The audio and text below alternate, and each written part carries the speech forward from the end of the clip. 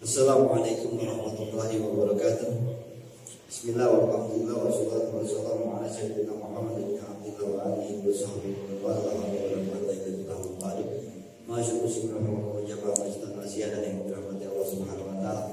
Bersyukur kita kepada Allah yang rahmat kita ya sebab kita masih diberikan hati kita untuk berkumpul di masjid ini. Bila menuntut ilmu mudah-mudahan Allah Subhanahu wa taala berkah kepada kita berkata semua. Shalawat serta salam selalu kita haturkan kepada Nabi kita Muhammad sallallahu alaihi wasallam dan harapan untuk kita semua, keluarga kita, semua yang kita cintai bisa berkumpul kembali di hari mahsyar di bawah naungan syafaat Nabi kita Muhammad sallallahu alaihi wasallam.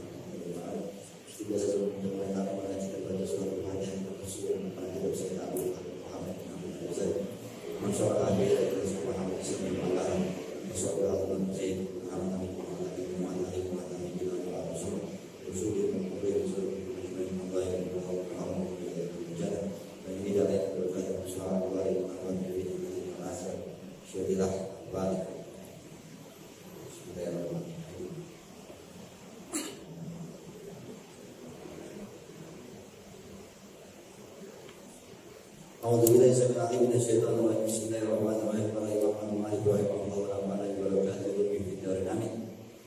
Faslun fa'alaika ayyuhar rajulu bibatil madhudi bi qada'iyatil akhbatil kasiratil mu'anatil kabiratil jadwal azizatil suril azimatil qadri.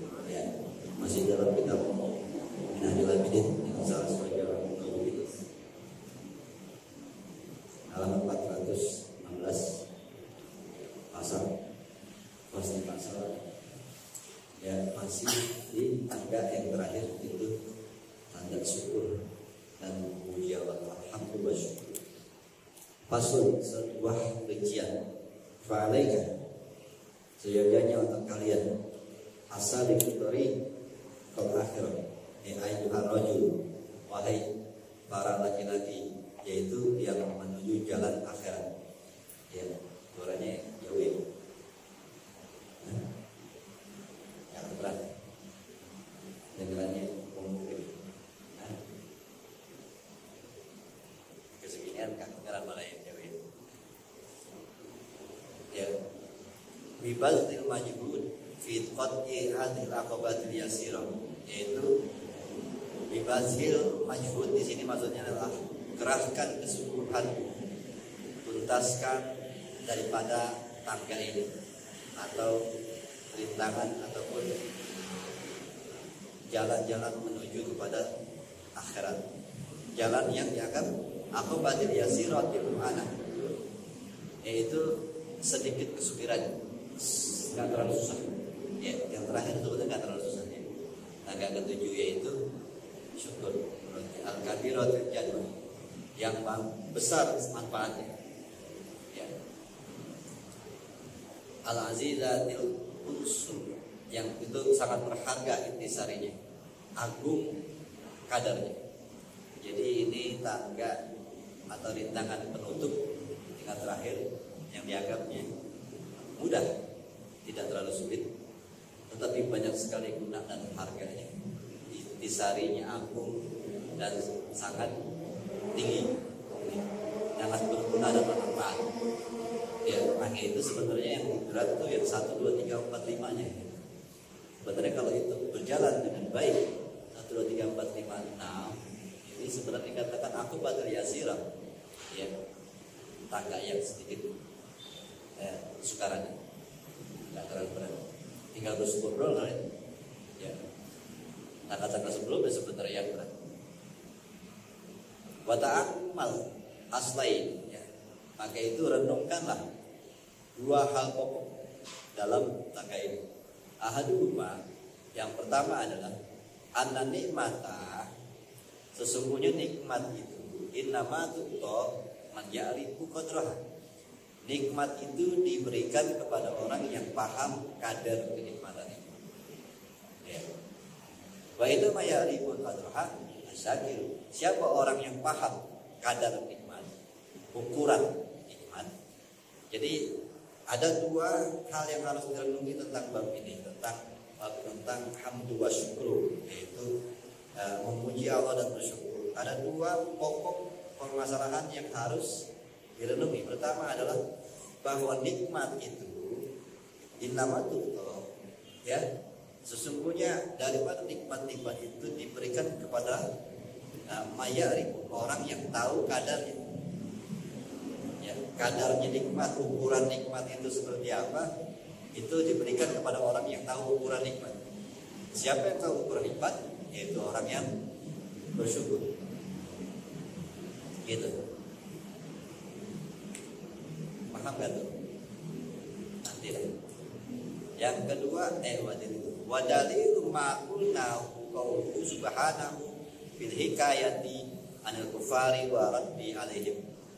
Ini lebih jelas kalau begini. Apa begini itu? Ya. Suaranya ini.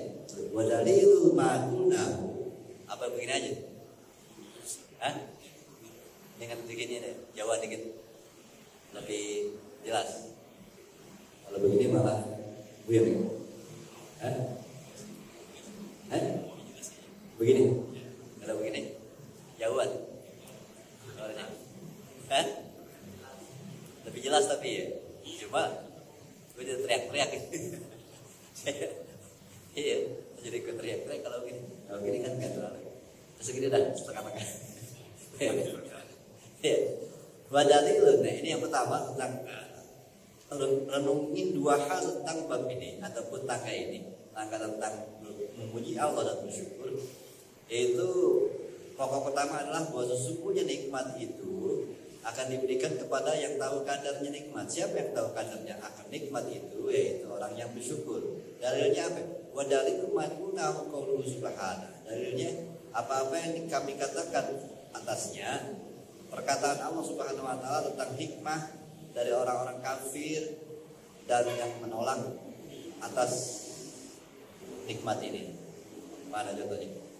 Di mana Allah berfirman surat Al-An'am ayat 53. Aha ulai manallahu alaihim min bainina. Orang-orang kafir Quraisy saat itu ngomong, orang-orang inikah yang diberi nikmat atau dianugerahi Allah di antara kami? Maksudnya apa? Orang-orang inikah yang ikut Muhammad ini yang diberi anugerah, yang diberi kenikmatan katanya di antara kami? Ya, karena saat itu yang ikut Nabi adalah orang-orang susah semua, orang miskin. Lalu mereka memikirkan bahwa orang Quraisy mikirnya, apa yang begini yang dapat anugerah? Ada juga kita yang kaya-kaya ini yang dapat anugerah kenikmatan, yang bangsawan, yang kaya. Kok dikatanya Tuhan Muhammad bilangin mereka lah orang-orang yang dapat nikmat dan anugerah. Nah mereka bertanya, nah yang begini-gini nih yang dapat anugerah? Ya, mereka memandang orang dengan kemiskinan. Itu yang dibilang gak tahu kadar nikmat. Nikmat itu apa maksudnya? Ya. Alaisa Allahu bi'a'lama bisyakirin. Bukankah Allah yang lebih tahu siapa orang yang bersyukur? Nah, orang yang bersyukur itulah orang yang tahu kadar nikmat. Orang yang bersyukur itulah tahu apa itu nikmat yang dimaksud. Mereka tidak paham apa yang Allah kasih kepada orang-orang yang miskin itu karena mereka nggak memahami rasa syukur. Ya, akhirnya nggak tahu. Kok mereka dapat anugerah sih orang-orang susah? Apa maksudnya anugerah apa dari Tuhan? Ya, anugerah keimanan itu ternyata luar biasa besar nikmat. Tapi mereka nggak pikir sih. Mereka kepikirnya materi dunia, kekayaan, kebangsawanan, itulah nikmat. Terus yang tatonya Allah mengatakan orang-orang yang ikut Muhammad itu orang-orang yang diberi nikmat dan anugerah. Mereka bingung mana nikmat anugerahnya. Kenapa mereka nggak tahu? Kenapa mereka nggak bisa ngerasain? Karena mereka bukan orang yang bersyukur. Ya, karena orang yang bersyukurlah orang yang bisa tahu kadar nikmat yang sebenarnya. Apa itu nikmat yang sebenarnya? Orang-orang yang bersyukur aja yang bisa. Ya. Zona ulaika juhal. Prasangka orang-orang ini, orang-orang pada zaman jahiliyah itu adalah anan nikmata, azimata, wal binnatal karimata. Ya, adapun sesungguhnya menurut mereka nikmat yang besar itu, anugerah yang mulia itu, innama turdo mayakun aksarohum malan. Mereka menyangka orang yang diberi anugerah yang besar, nikmat yang mulia adalah orang-orang yang diberi harta yang banyak. Pandangan mereka itu. Makanya pas melihat orang-orang yang ikut Nabi Muhammad tidak mempunyai harta yang banyak, mereka bilang, apa ini yang dikasih anugerah sama Tuhan? Gimana sih Tuhan? Kok ini orang-orang yang dapat anugerah? Karena dilihatnya pengikut Nabi orang miskin. Karena mereka memandang anugerah adalah, nikmat adalah sesuatu kekayaan. Gitu. Wasrafahum hasban wa nasaban. Ya, wa nasaban. Ya, mereka melihatnya adalah sisi harta yang banyak, kemuliaan garis keturunan. Ya. Ini banyak, karena juga ada kasusnya begitu. Ya. Ya, itu yang dilihat. Yang dibilang anugerah dari Tuhan adalah garis keturunan yang hebat. Nah, ini orang-orang miskin semua, garis keturunan bukan, bangsawan bukan, keturunan kayak Tuhan Habib gitu. Sekarang, ya, tidak dianggap anugerah, karena jadi anugerah menurut mereka orang-orang ajuhal, ya, orang-orang yang bodoh. Sekarang itu, bahwa mereka memandang nikmat yang besar, anugerah yang mulia adalah harta yang banyak, keturunan bangsawan, keturunan nasab yang mulia, itu dianggap anugerah. Ya. Jadi kalau kita mandangnya ke situ, apalagi berantem urusan begitu, sedih juga ya. Ya. Qalu ma balu haula'il fuqara bi za'mihim min al-abidi wal ahrar. Apa yang ada di otak mereka ngomong? Apa yang ada di benaknya orang-orang miskin ini? Mereka menyangka mereka ya minal ba'idi abid, orang-orang yang budak, orang mereka utuh hati nikmat. Mana mungkin mereka mendapat nikmat yang mulia dengan perkataan mereka selain kami qaulu ala tariq istiqbal. Mereka ngomong begini atas cara jalan menyombongkan diri dan menghina orang-orang yang mengikut Nabi. Ya, menyombongkan diri dan menghina pengikut-pengikut Nabi. Ya, begitu. Apa dasarnya lo bilang dapat anugerah, lo dapat nikmat dari Tuhan? Hidup lo aja bersusah, garis keturunan yang gak bagus, nasab lo juga bukan nasab yang mulia. Sambil menyombongkan diri dan menghina orang-orang yang mengikut Nabi. Ya, amanah ya, itu tadi awalnya. Ahaula iman Allah alaihim min bainina. Itu kata-kata dari orang-orang Quraisy salangan tadi 53. Orang-orang ini kan ahaulai yang dapat anugerah dari Tuhan. Ya, di antara kami dari semuanya orang-orang Quraisy, tapi mereka yang dibilang dapat anugerah, dapat nikmat, yang enggak aja. Mana anugerahnya hidup pada susah begitu? Ya, fa ajabahu Allah Ta'ala bihadzal nuqtah. Lalu ya, ini yang di dalamnya ada ahaula'il fuqara'i wa du'afa'u bil Islam bitabi'at Rasulillah sallallahu alaihi wasallam an'amallahu alaihim. Apakah orang-orang fuqara ini, orang miskin, orang-orang yang lemah dengan Islam, orang-orang yang di Islam, masuk Islam, dia orang susah, dia orang lemah, bitabi'at Rasul, yang ikutin Nabi kita Muhammad, ya, yang diberi nikmat Allah, atau apakah mereka yang diberi nikmat Allah? Ya, tetapi memang mereka adalah orang-orang yang diberi nikmat bil hidayah wa taufik. Itulah yang dibilang nikmat yang mereka nggak pahami. Nikmat hidayah dan nikmat taufik. Sudah pernah dibahas hidayah dan taufik ini. Itu 5 yas'adu dunana wa nahnu akabir. Ya. Ya, mana hitungannya mereka dianggap beruntung ketimbang kami, padahal kami ini adalah pembesar-pembesar, pemimpin-pemimpin. Wahum mereka itu masakin, orang miskin, orang lemah. Wahada itirad. Inilah protes mereka, orang-orang kafir atas Allah. Jadi ayat itu turun ke Nabi kita, mereka protes. Gimana Tuhan bilangnya mereka ini yang dapat anugerah? Kita yang kaya-kaya, kita pembesar, kita pemimpin, keturunan kita bagus. Ya. Kenapa mereka yang dianggap orang-orang yang dapat anugerah? Karena mereka nggak mikir hidayah sih. Hidayah taufik itulah anugerah yang terbesar. Ya, sekarang pun kita juga bisa melihat itu banyak orang-orang yang tidak tidak redo dengan anugerah Allah yang lebih baik, di mana dia jadi orang yang biasa aja hidupannya, tapi ngerti agama, paham tauhid, paham akhlak, sebenarnya dia dapat keuntungan. Anugerah, gak semua orang loh punya anugerah kayak gini pengen ngaji. Ya, gak semua orang Allah kasih anugerah mau belajar, mau dalamin tauhid, mau dalamin tasawuf. Gak semua orang dikasih hidayah itu. Gak gampang itu. Itu makanya hal yang sangat menguntungkan. Ya. Nah kalau ente semua gak mikir ke situ, berarti sama orang jahil lah. Maksudnya sekarang ini kita mau ngaji tasawuf, kita mau dalamin akhlak, kita mau ngaji nahwu sorok, itu gak dianggap suatu keberuntungan, berarti itu sama pikiran sama orang jahil ya. Tetap mandangnya enak mana orang pada kaya yang pada sukses. Berarti kalau cara pandangnya begitu, padahal ente semua lebih beruntung, dapat anugerah yang luar biasa. Tapi kalau gak mandang itu suatu keberuntungan, suatu anugerah yang luar biasa, malah memandangnya orang-orang dikasih materi dunia, berarti cara pandangnya sama. Right? Ya, itu. Makanya nikmati, syukuri dengan apa yang Allah kasih kepada hidupan kita. Yang sebenarnya, ya kalau kita nanti tahu-tahu di umur 60-70 baru orang merasa iya, untuk banget lo ya, dari dulu dikasih tentang agama lo paham ya. Sekarang jalan hidup lo enak. Ini nantinya akan paham di umur 60-70 kawan-kawan kita yang mungkin tidak dapat hidayah seperti ini, tidak dapat hidayah untuk mau dalamin agama, tidak dapat hidayah untuk mendalami tasawuf, tidak dapat hidayah untuk mendalami perbaikan diri, suluk ila Allah, jalanan menuju Allah, nggak mau mendalami alat-alat bahasa.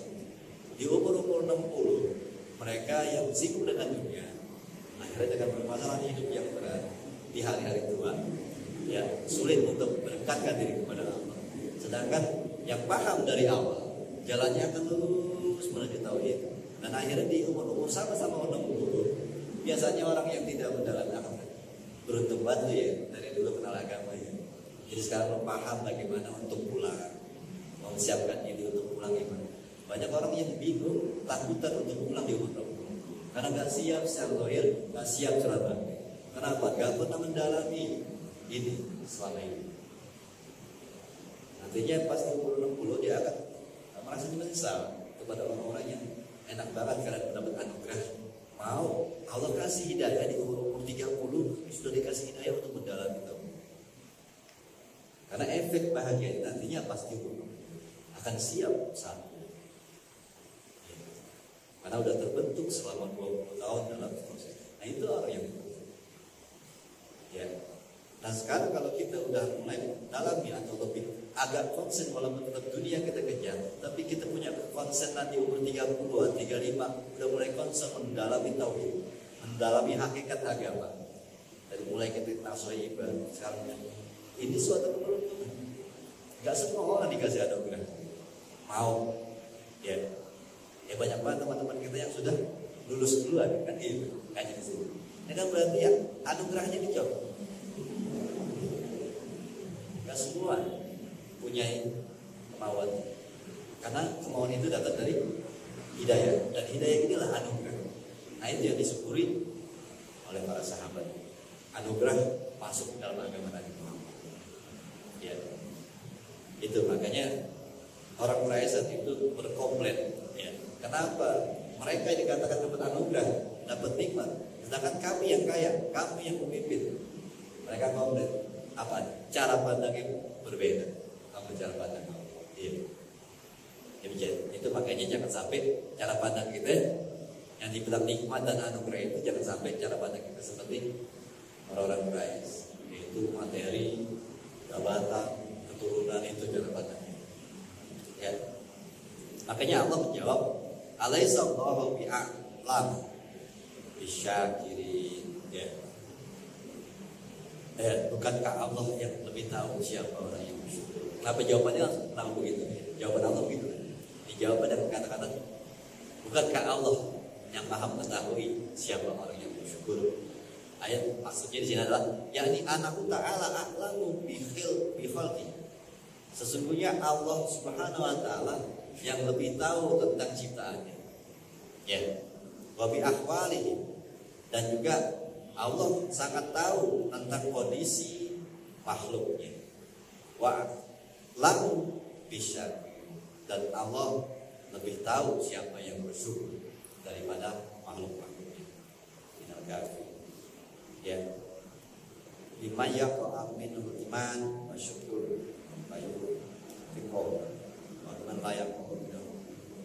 Nah, itu yang dibilang, yaitu Allah tahu siapa orang yang ditetapkan keimanan dan dia bersyukur dengan keimanan itu, ya, dan menjalani. Ada Allah yang tidak menetap keimanan lalu dia melupakan.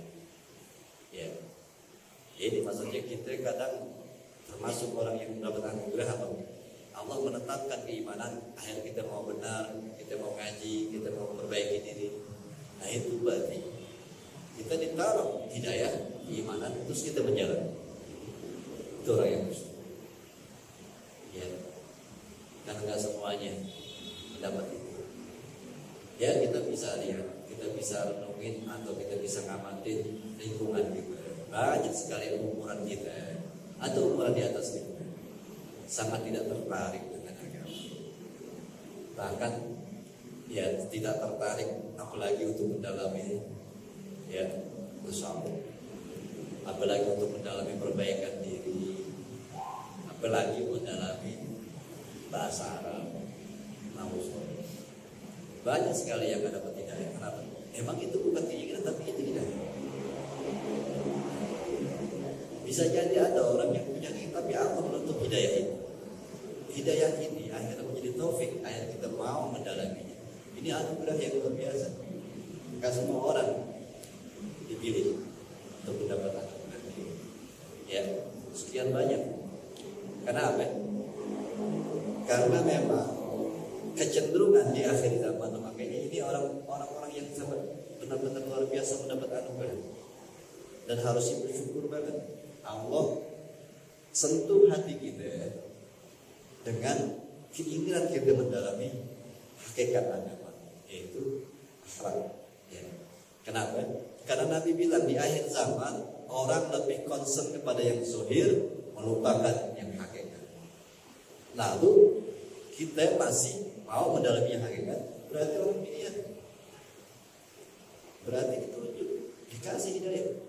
Karena pada umumnya di akhir zaman orang lebih senang sama yang zahir-zahir, fikih, perdebatan ini, perdebatan itu, ya pakai peci sini apa sini, gitu didebatin, ya yang mau begini didebatin, yang tanah banyak pendek didebatin, yang masjidnya begini masjidnya bawah didebatin, soalnya semua sampai berat.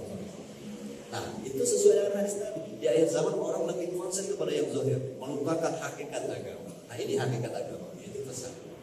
Dan lalu kita dikasih sama Allah sentuhan hati untuk mau dalam ini. Ini suatu keberuntungan, anugerah yang harus kita syukuri. Gimana syukurnya? Dalamin dengan baik, jalanin dengan serius. Itu ya, hidayah harus menjadi taufik. Hidayah itu ditunjukin Allah. Lalu taufik adalah mau menjalankannya, mau dalamin dan mau jalanin. Itu. Setelah itu baru kita dikatakan asyakirin, orang-orang yang bersyukur atas nikmat Allah yang besar. Apa? Nikmat yang besar timbang harta dunia, yaitu dapat hidayah untuk mau mendalami hakikat agama ini. Yaitu bab tentang ihsan, menjadi orang baik. Ya, tak semua orang mau mendalaminya. Karena gak semua dikasih hidayah. Ya. Dan berarti kalau dikasih anugerah yang luar biasa, yang harus disyukuri. Syukurinya gimana? Belajar dengan serius. Takutnya bina nabi lasadid, sesungguhnya azab pedih. Maksudnya apa? Udah disentuh nih hatinya untuk mau mendalami hakikat agama. Udah ngaji dari Nasrul Ibad sampai sekarang, cuma gak pernah serius. Takutnya azab. Apa? Hidupnya makin sulit ketimbang dia gak dalam Islam. Mendingan dulu dia gak pernah dapat hidayah. Pas dapat hidayah tapi gak bisa jalan dengan baik, justru hidupnya akan lebih berantakan daripada sebelumnya. Karena ada makanya Ibnu Ajam Al-Hambali bilang, ya kalau nggak siap untuk serius, jangan pernah mendalami tasawuf. Nah, karena nanti akan diproses. Terus kalau kita nggak mampu, nggak serius, akhirnya jalannya nggak, akhirnya malah rusak. Ya kalau mendalami serius, kalau nggak mendingan keluar, selamat. Walaupun selamat dengan Umar ya, tapi ya mending daripada di dalam tapi nggak serius, benyok doang. Ya mendingan kan kalau contohnya mendingan kita nontonin orang jadi tentara, ya kita nggak apa. Tapi kalau kita masuk belajar jadi tentara tapi nggak siap, jadi kebukin doang. Ya jadi tentara kagak, siksa iya. Ya makanya kalau udah mau masuk tentara, ikut latihan serius. Kalau enggak, jangan pada masuk tentara. Ya daripada penyok doang, dengan di luar. Nah ini pun makanya hidayah seperti ini. Kalau kita, maksudnya anugerah yang luar biasa sebenarnya, cuma kita gak mensyukuri, bahaya. Ya, hakikat agama, yaitu ilmu tentang memperbaiki diri. Ya, itu adalah anugerah yang luar biasa kalau kita ditarik Allah untuk mau mendalami. Karena ini adalah harta karun di akhir zaman. Ya. Kitab-kitab seperti ini adalah harta karun di akhir zaman. Kenapa? Banyak orang yang materi di tangan, ya jabatan ada, tetapi hidup gak bahagia. Kenapa? Karena dia gak memahami. Inilah yang dibilang ya harta karun yang luar biasa, yang membuat jiwa tenang. Kalau orang udah bisa ini kitab-kitab tauhid, tasawuf masuk ke dalam jiwa, dunia udah kayak miliknya, yang lain mentak, gitu. Tenang jiwa, walaupun materi gak gitu. Makanya ini yang dibilang harta karun yang luar biasa dari zaman untuk menghadapi begitu banyaknya godaan hidup, pancingan setan, baik setan manusia ataupun setan yang berbentuk jin di akhir zaman itu sangat kuat untuk membuat manusia semakin jauh dari Tuhan, semakin jauh dari kebahagiaan. Kata Ghazali, inilah obatnya satu-satunya untuk menghadapi itu, yaitu ilmu perbaikan hati. Jadi yang dibilang bahwa Quran itu bisa terus berlaku sampai akhir zaman. Maksudnya nilai-nilai hakikat ini yang akan berlaku. Keadaan dunia gimana pun, kalau kita mendalami perbaikan hati, tetap tenang. Ini adalah harta karun. Hakikat agama itu tasawuf adalah harta karun yang harusnya kita orang di akhir zaman ini yang paling butuh untuk mendapatkan ini. Tapi memang sedikit manusia diberi hidayah untuk mau mendalami. Ya, itu. Kenapa? Karena kadang-kadang bertentangan dengan kesenangan dunia. Jadi kayaknya berat sekali gitu. Itulah godaan setan. Itulah bentuk perjuangan untuk menghadapi. Nah ini kembali lagi di apa namanya? Di atas lagi halaman 417 di atas tiga baris dari bawah. An-nahaula ituafa ya'rifuna qadra hadhihi. Ya, karena sesungguhnya orang-orang yang lemah ini yang dimaksud orang-orang Quraisy, orang-orang lemah, orang miskin, mereka justru yang tahu kadar nikmat. Wa yaqumuna bisyukriha, dan mereka menjalankan dengan mensyukurinya. Maksudnya apa? Iya, dia tahu kadar nikmat yang harus dihargai adalah itu tadi. Hidayah ini adalah pemberian Allah yang luar biasa. Makanya disyukuri dengan apa? Menjalankan dengan baik. Dan Quraisy kelihatan lah apa yang harus disyukuri, nikmat yang mana gitu. Karena hati gak ada paham. Ya paham. Kita juga gitu kalau ada orang yang kayak gini misalnya ngaji, terus kita benar-benar menjalani ini dengan baik, dengan maksudnya apa? Menjalani ini dengan baik untuk mensyukuri nikmat yang luar biasa ini. Tapi orang-orang yang gak memikirkan, bisa jadi antara kita gak mikirin. Ya, apa yang lu mesti syukurin? Ya, lu dapat duit kagak, dapat jabatan kagak, lu naik jabatan enggak, lu mau syukurin apa sih? Gak paham tuh. Karena dia gak mikir, emang nikmat apa yang lu dapat? Tuh, ya. Tapi orang-orang yang apa ini? memahami apa yang mereka dapat dari nikmat itu, maka mereka bersyukuri. Buat orang-orang yang gak kepikir itu bahwa hidayah menjadi orang baik, hidayah untuk mendalami kitab-kitab yang hakikat ini, itu gak kepandang sama mereka kalau itu adalah anugerah yang luar biasa. Makanya gak mungkin mereka bersyukuri. Mandang itu sebagai anugerah aja enggak. Nah jangan-jangan ini, makanya jangan-jangan kita belum menganggap ya kita mau duduk bareng dari kitab Al-Solibat sampai sekarang ini. Itu sebenarnya anugerah dari Allah. Tariknya hati kita untuk mendalami itu harusnya bersyukur luar biasa. Jangan-jangan gak ada. Takutnya azab biasa. Ya, gitu. Ya, ini ayat apa? Mereka coba setelah pada paham kadar apa yang Allah kasih, mereka bersyukurnya. Fakanu aula bihadir nikmat ini. Ya, adalah mereka orang yang lemah itu lebih pantas dapat nikmat ini daripada orang kaya. Kenapa? Ya gak apa-apa lah mereka bersyukuri dan kalau dapat nikmat itu. Orang mereka gak tahu kalau itu dibutuhkan nikmat kan itu.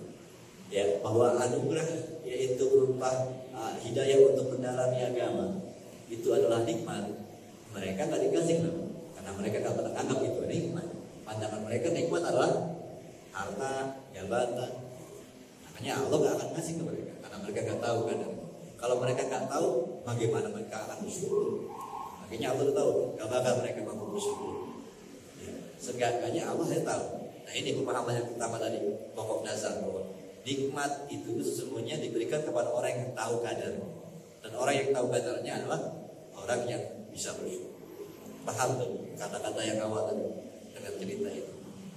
Bahwa akhirnya kenapa Allah kasih kepada orang-orang yang miskin itu anugerah itu, nikmat itu. Karena mereka yang tahu kadarnya kalau itu adalah nikmat. Dan mereka karena tahu kadarnya itu adalah sebuah nikmat, hidayah itu sebuah nikmat, maka mereka mampu bersyukur. Makanya Allah akan kasih kepada orang yang tahu kadarnya dan orang yang mampu bersyukur. Kalau nggak tahu kadarnya dan nggak mampu bersyukur, nggak akan dikasih. Makanya Allah nggak kasih nikmat hidayah kepada orang Quraisy. Kenapa? Karena pasti saat dikasih mereka nggak anggap itu anugerah. Ya, bukan anggap itu kenikmatan. Kenapa? Karena di pandangan mereka nikmat adalah harta, jabatan, gitu. Nah jangan-jangan pikirin lagi. Apa selama ini kita orang yang nggak pantas dapat nikmat itu? Ya, apa selama ini sebenarnya udah dikasih nikmat berupa dorongan dari Allah untuk mau mendalami tasawuf, tetapi kita gak merasa nikmat, kita gak anggap itu suatu nikmat, kita gak bisa mensyukuri dengan mendalami dengan baik. Bisa jadi ini kita termasuk orang Quraisy. Kata Allah, tuh kan di akhir zaman mencoba untuk kasih ini untuk orang-orang, ternyata mereka gak anggap itu nikmat, makanya mereka gak akan mensyukurinya. Memang kita masih berpandangan bahwa materi dunia, ya, kerjaan yang enak, jabatan yang tinggi, itu adalah nikmat yang harus syukur. Ternyata hidayah tentang agama kita belum akan nikmat. Nah ini kan berarti kita harus memikirkan lagi, renungi, berarti kita termasuk orang Quraisy. Itu. Ya akhirnya kita jadi orang-orang yang nggak mampu mensyukurinya. Karena nggak anggap ini mulia, karena nggak anggap ini suatu anugerah yang luar biasa. Jadi kenapa sih dari dulu gue mau ngaji ya, dari Al-Solibat gitu, sampai sekarang berapa tahun, tapi nggak ngerasa itu adalah anugerah. Ayo ngaji aja. Ini kan jadi bahaya, nggak anggap itu suatu anugerah karena ternyata banyak orang yang nggak ada diri untuk mendalami hakikat agama. Tapi ternyata pas kita dibimbing, bahkan sudah berjalan bertahun-tahun kita melakukan ini, terus nggak merasa ini suatu anugerah. Nah, makanya ibadah mensyukurinya, apa? Mensyukurinya berarti kan menjalani dengan baik. Itu, ya. Khawatir aja sih, karena memang nanti banyak di sini contoh-contohnya ya.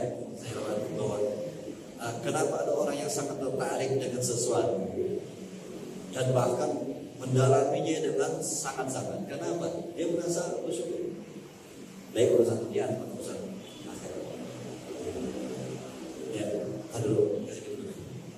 Ya, fala tibar bikina wa sarwatikum.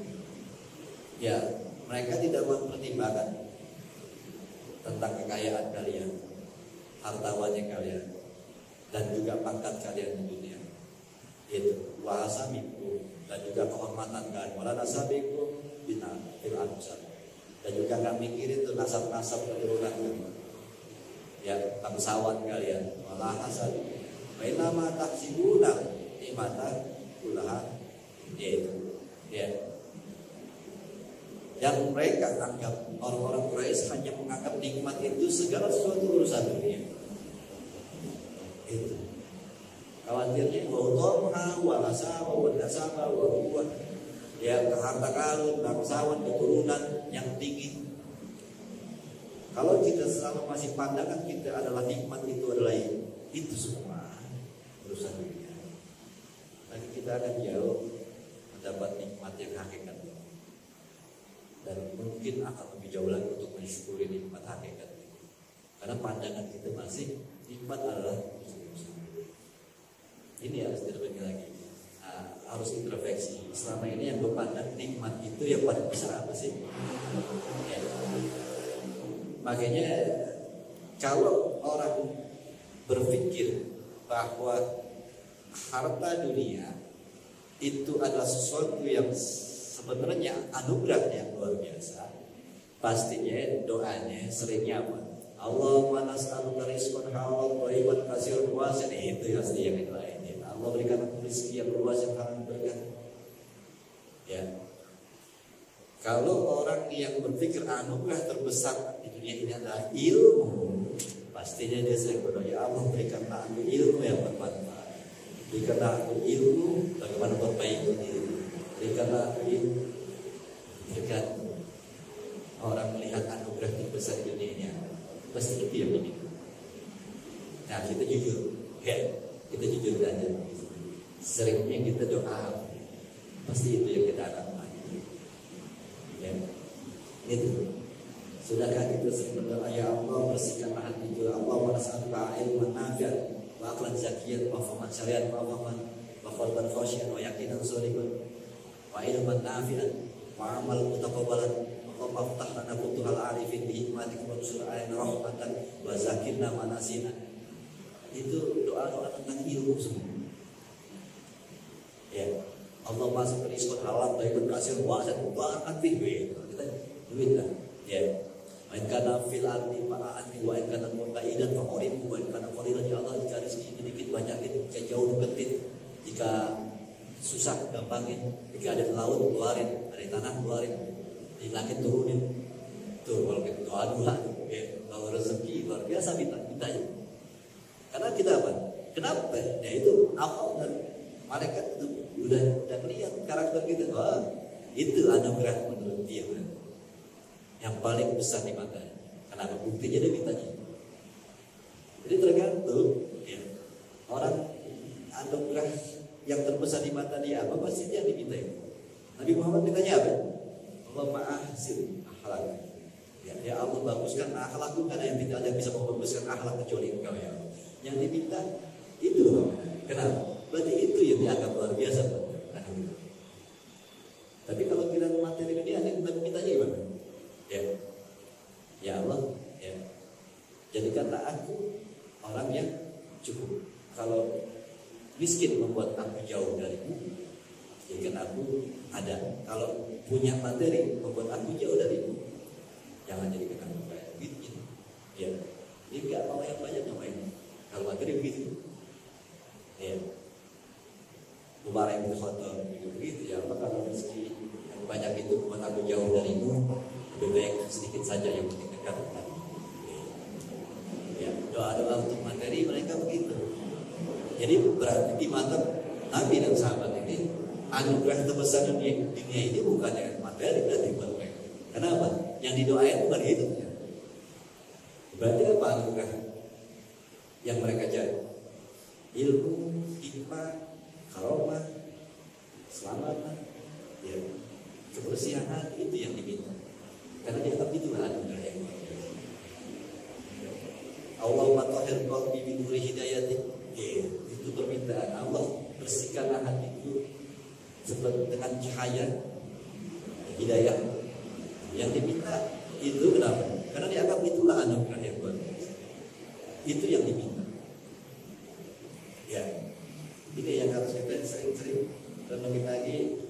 Soalnya, nah kita sekarang mempelajari ini, sekarang kita udah paham, kita ketebak, ya kan? Kita udah ketebak apa? Ya, sekarang tinggal jujur apa yang kita doa. Itu yang ketebak. Allah udah tebak, kan? Orang ke situ, anugerah dunia yang diminta itu, karena yang didoain itu. Ya, itu. Jadi jangan mikir doa ya Allah berikan aku rezeki, wanita yang cantik, soleh, gitu. Berarti tujuan hidup lu dorong, ya, ya, yang nggak ada komisi, aku udah punya komisi Allah, gitu. Ya. Itu, jadi kita bisa lihat ya apa yang paling kita butuhin pada anugerah yang Allah kita minta dari Allah kan anugerah yang paling bagus. Apa yang kita akan paling bagus buat kita? Sebenarnya ilmu. Ya. Cuma apa yang sering kita minta itu? Ya.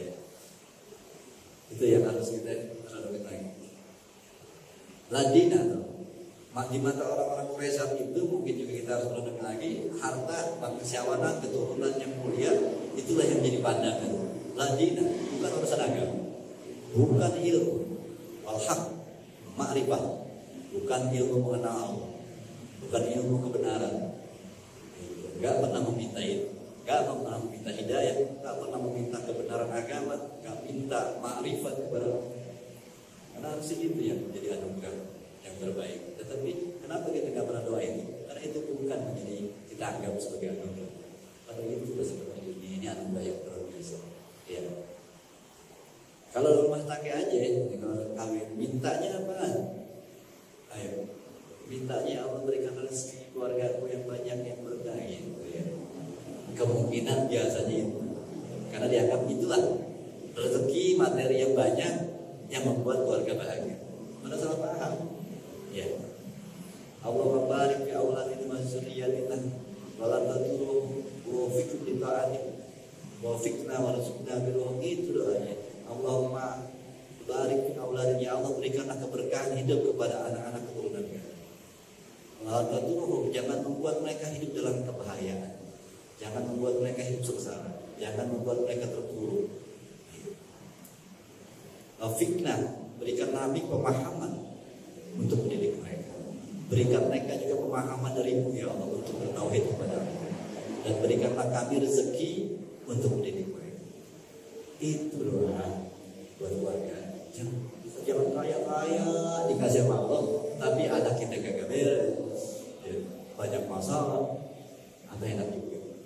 Maka itu anugerah yang kita minta sama Allah adalah anugerah ini di rumah tangga aja ya, keluarga. Kita harus minta yang ke situ. Ya, baca Allahumma habna min azwajina wa dzurriyyatina qurrata a'yun, gitu ya. Jadikanlah kami ini qurrata a'yun, sesuatu yang enak dipandang sama anak, sesuatu yang enak dipandang bini, dan juga jadilah bini saya enak dipandang sama saya, anak saya enak dipandang. Berarti rumah tangga yang penuh dengan kesenangan dan kebahagiaan. Itu yang diminta bukan materi. Ya. Karena kita nganggap masih kayak gini, betul Tuhan bahasa ya. Anugerah dari Allah itu dunia adalah harta, turunan, kebangsawanan. Apa kita anggap dengan harta, jabatan kita bahagia. Gitu. Walaupun hidup itu harta, cuma bukan berarti itu yang prioritas. Ya, kan harta 10 juta sama 1 miliar, ya 10 juta kan kita hidup juga bisa. Kenapa harus 1 miliar? Kan gitu. Yang selebihnya adalah kita minta keberkahan, udah cukup 10 juta aja. Tapi keberkahan dan kebahagiaan rumah tangga, begitu yang kita fokus.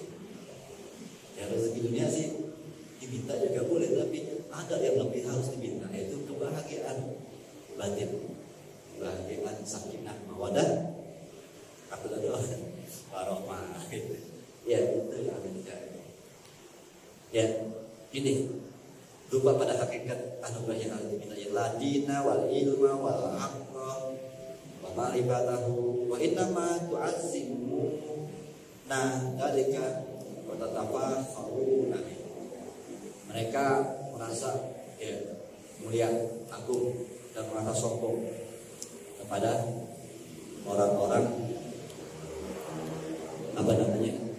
orang-orang yang dapat hidayah. Makanya amatarawna anakum la takaduna takbaluna hadzal dini wal ilma wal haqqa ila dimana alaman ata'ukum gitu. Jadi ini kelakuannya mereka merasa agung, merasa mulia dan meremehkan orang karena menganggap anugerah itu adalah materi. Akhirnya orang-orang yang dapat hidayah padahal dia dapat anugerah yang lebih besar, dia ngerasa lo ada duit tok, nih buat jajan, dianggapnya apa? Orang hina, orang yang susah. Padahal orang-orang itu dapat anugerah lebih dari itu. Paham kan? Dia ngerasa dapat anugerah itu kekayaan. Akhirnya memandang orang-orang yang dapat anugerah hidayah itu orang-orang lemah, bahkan malah disantunin. Santunin kesian banget hidupnya itu, dikasihanin. Padahal dia tahu yang dikasihanin ini adalah dapat anugerah yang luar biasa, yaitu hidayah. Mereka merasa dapat anugerah yang biasa, luar biasa juga, materi dunia. Padahal lama nggak nganggap. Ya, paham kan? Paham apa maksudnya? Ya, bahwa orang-orang itu sampai disantunin, gitu. Sampai dikasih duit, ya diamplopin, karena dianggap sial hidupnya. Ada bagusan dia dapat anugerah tauhid itu, dapat anugerah hidayah lebih besar daripada anugerah yang Allah kasih gede itu materi. Tetapi yang dikasih anugerah materi merasa orang-orang itu adalah hina. Karena emang anugerah hidayah gak kebentuk di zahirnya ya. Akhirnya disantunin, kesian tuh Pak Ustadz belum makan, Pak Ustadz belum makan, Pak Ustadz belum makan gitu, dia mungkin. Padahal dia dapat anugerah yang luar biasa seperti orang yang kaya. Ya.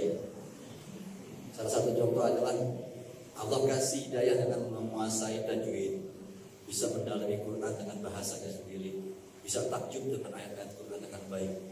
Itu anugerah yang luar biasa yang gak dikasih. Padahal dengan secara zahirnya kelihatan hina ya.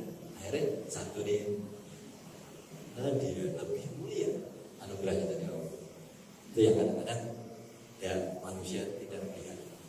Itu makanya kalau zaman-zaman terdahulu banyak orang yang masih paham yang dikasih anugerah materi dunia biasanya sangat menghormati orang yang dikasih anugerah ilmu. Makanya kalau zaman dulu orang kaya masih takut sama ilmu, ya itu. Ya, orang-orang sekaya aku juga zaman-zaman tahun 60 dulu takut sama dia. Karena mereka merasa orang-orang ini lebih mulia dapatnya anugerah ilmu. Saya anugerah harta. Tapi kalau sekarang ya paling kan Ustaz kasih selesai wih. Ya. Tapi karena juga Ustaznya juga tidak punya ilmu segitu ya. Ya, gitu. Lalu wadhalika listiqarikum dzalika wa qillati mubalatikum bihi. Itu karena faktornya apa? Melecehkan. Kalian melecehkan masalah hidayah itu. Anugerah itu tidak dianggap. Akhirnya dilecehin orang, dikasih duit aja. Juga karena faktor gak peduli, anggap hal yang kecil. Ya, segala hidayah agama wih. Ya, sian orang miskin satu nih. Ya, jadi merasa anugerah materi dunia itu lebih mulia, anggap dulu. Padahal anugerah hidayah sebenarnya jauh. Ya, sampai sini aja. Insyaallah Al-Fatihah dan insyaallah Al-Fatihah.